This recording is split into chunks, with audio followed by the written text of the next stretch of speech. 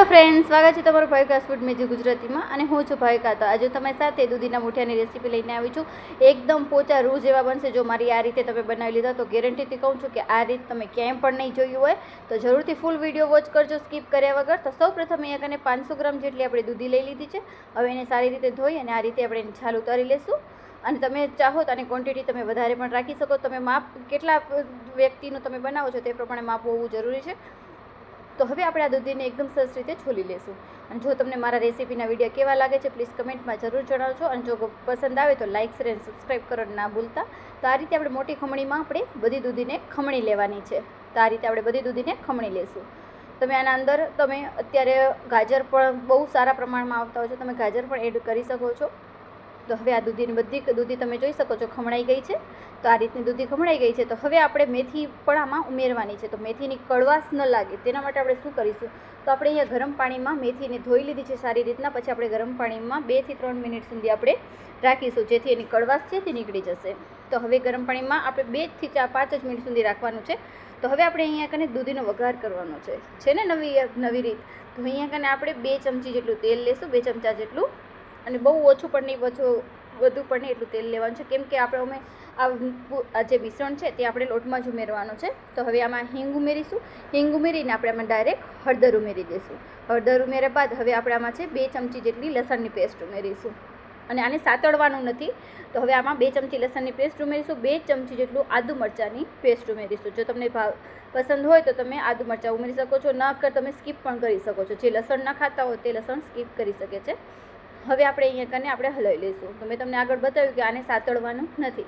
હવે આપણે જે ખમણેલી દૂધી છે તેને ઉમેરી દઈશું. હવે ખમણેલી દૂધી ઉમેર્યા બાદ હવે આપણે આ બધા મિશ્રણને મિક્સ કરવાનું છે. તો હવે આ બધા મસાલાને આપણે આ રીતના મિક્સ કરી લઈશું. પછી આગળ મસાલો આપણે કરીશું. તો આમાં આપણે લોટના ભાગનો જ મસાલો આની અંદર જ આપણે બધું કરી લેવાનું છે. તો એ પ્રમાણે માપ રાખવાનું. તો અહીંયા કને આપણે અડધી ચમચી જેટલી હળદર, 2 થી 3 ચમચી જેટલું અહીંયા લાલ મરચું ઉમેરવાનું છે. જો તમે તીખાસ ખાતા હો તો તમે 2 થી 3 ચમચી અથવા તો તમે ઓછું પણ કરી શકો છો. 2 ચમચી જેટલું ધાણા જીરું પાવડર, અડધી ચમચી જેટલું ગરમ મસાલો જે નોર્મલ દાળ શાકનો હોય છે તે, સ્વાદ પ્રમાણે મીઠું. મેં તમને કીધું કે લોટના ભાગનું પણ આમાં જ આપણે મસાલો એડ કરવાનો છે, તે પ્રમાણે માપ રાખવાનું મસાલાનું.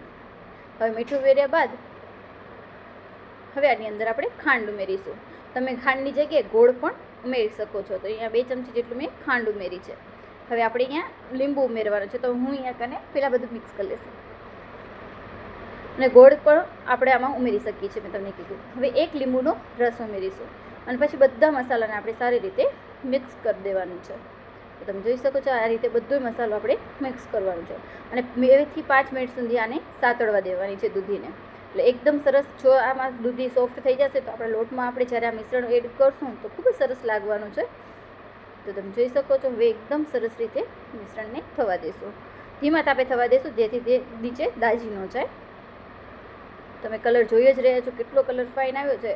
અને કોઈ પણ બીજા મસાલા લોટમાં એડ કરવાના નથી, બધા મસાલા આમાં જ કરી નાખવાના છે.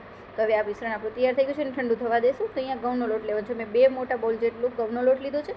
1 નાનો બાઉલ જેટલું આપણે ચણાનો લોટ ઉમેરીશું અને 1 નાનો બાઉલ જેટલો આપણે બાજરાનો લોટ ઉમેરીશું. તો તમે ચાહો તો આમાં જુવારનો પણ લોટ ઉમેરી શકો છો, અને તથા તમે ખાલી ઘઉંના લોટના પણ બનાવી શકો છો. હવે જે આપણે આ મેથી છે તેને ગરમ પાણીમાં આપણે બાફી હતી તે આમાં લઈ લેશું. તો આનાથી મેથીની કડવાશ બધી નીકળી જાય છે. તો હવે જે આપણે મિશ્રણ છે તે ઠંડુ થઈ ગયા બાદ હવે આપણે એ મિશ્રણ પણ આપણે આમાં ઉમેરી દેવાનું છે અને એકદમ સરસ રીતે મિક્સ કરવાનું છે ને નવી રીત. તો તમે જરૂરથી ટ્રાય કરજો અને પછી મને કમેન્ટમાં જણાવજો કે કેવી લાગે છે આ રેસીપી અને તમે કેવી રીતે બનાવ્યા તે પણ મને ચોક્કસ પ્રમાણે બતાવજો. તો હવે ધીમે ધીમે આ બધું મિશ્રણ છે તે મિક્સ કરી લઈએ. મિશ્રણને ઠંડુ થવા દેવાનું, પછી જ આપણે આમાં ઉમેરીશું. તો હવે આપણે એની અંદર તેલ ઉમેરીશું. થોડુંક મને તેલ ઓછું લાગે છે એટલે આપણે તેલ ઉમેરીશું. તો 2 થી 3 પાવડા જેટલું આપણે આમાં તેલ ઉમેર્યું છે. તો તમે જોઈ શકો છો આ રીતે બધું એક સરખું લોટને મિક્સ કરી લેવાનું છે. તો આ બધું મિક્સ થઈ જાય ત્યાં સુધી આપણે આ રીતે હાથના મદદથી મિક્સ કરી લઈશું. તો તમે જોઈ શકો છો આ રીતે કોઈ પણ જાતનો મેં ઉપરથી મસાલો એડ કર્યો નથી. બધું આપણે જ્યારે આપણે મિશ્રણ બનાવતા હતા ત્યારે જ કર્યું હતું. જો તમે આમાં લીલા ધાણા ઉમેરી દેશો, એકદમ હેલ્ધી એવા મૂઠિયા બનીને તૈયાર થવાના છે આ. તો હવે આમાં ધાણા ઉમેર્યા બાદ પાછું આપણે મિક્સ કરી દઈશું. અને થોડુંક પાણી ઉમેરતા જશું અને આપણે બધું લોટ છે તેને મિક્સ કરવાનું છે આ રીતે. અને અત્યારે જ્યારે આપણે મુઠિયા બનાવતા હોઈએ છીએ ત્યારે સાઈડમાં જે પણ સ્ટીમર કે હોય તેને આપણે ગરમ કરવા મૂકી દેવાનું, જેથી એકદમ સરસ રીતે સ્ટીમ થઈ જાય. તો હવે અહીંયા મિશ્રણ તૈયાર થઈ ગયું છે. હવે એને મુઠિયા વાળી લેશું. તો તમે જોશો આ રીતના આપણે મુઠિયા વાળી લેશું. આવી રીતના મુઠ્ઠી દબાવીને, આને જ મુઠિયા કહેવાય છે. તો આ રીતે બધા મુઠિયા આપણે વાળી લેવાના છે. તો તમે જોઈ શકો એકદમ સરસ રીતે બધા. આપણે અહીંયા ચાળણીમાં હું મૂકું છું અને પછી આમાં હું એક નાના તપેલો હશે આના માપનું, તેનામાં છું ગરમ પાણી કરીને આવી રીતના જ બાફું છું. તો આ રીતે આપણે બાફી લઈશું.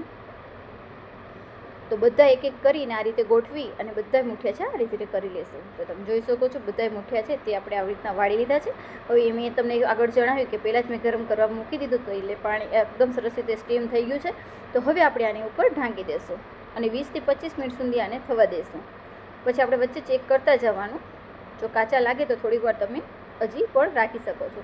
તો તમે જોઈ શકો છો એકદમ સરસ રીતે. જો ચપ્પુમાં ન ચોટે તો તમારા એકદમ મુઠિયા છે તે સરસ બફાઈ ગયા છે. તો હવે આપણા મુઠિયા બફાઈ ગયા છે. તો હવે આના ઠંડા થયા બાદ મેં અહીંયા કને એના મીડિયમ સાઇઝના કટકા કરી લીધા હતા. તો હવે એનો વઘાર કરીશું. તો અહીંયા મેં 2 ચમચા જેટલું તેલ લીધું છે, જે પાવરા આવે તે નાના પાવરા જેટલું. હવે એમાં આપણે 1 ચમચી જેટલી રાઈ ઉમેરીશું. એકદમ રાઈ સરસ રીતે ફૂટી જાય પછી આપણે એની અંદર મીઠા લીમડાના પાન ઉમેરવાના છે. મીઠા લીમડાના પાન ઉમેર્યા બાદ હવે આપણે એની અંદર તલ ઉમેરીશું અને હિંગ ઉમેરીશું. અને હિંગ ઉમેર્યા બાદ આપણે એમાં તલ ઉમેરવાના છે. તલથી મુઠિયાનો સ્વાદ ખૂબ જ સરસ એવો લાગે છે. હવે 2 ચમચી જેટલા આપણે અહીંયા તલ ઉમેરી દઈશું.